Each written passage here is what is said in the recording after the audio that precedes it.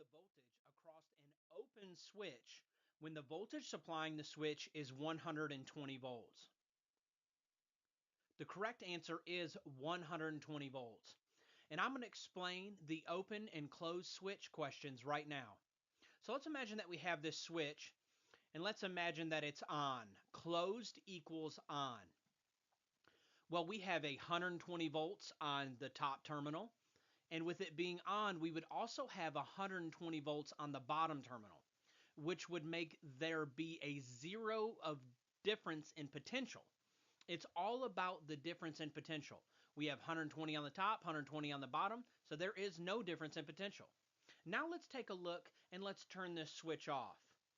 Now we have an open, off, and that's how I remember it. They both start with O. Open, off. Now I have an off switch. So for ease of explanation, we're going to imagine that we have 0 volts on the bottom terminal and 120 volts on the top terminal. Now you could wire this either way, but we're going to imagine that the top has the hot and the bottom is the switch leg. So with this switch in the open position, we have a difference in potential, don't we? We have 120 volts standing on the top screw, but currently with the switch off, we have 0 volts on the bottom screw. Therefore, our difference in potential is 120 volts.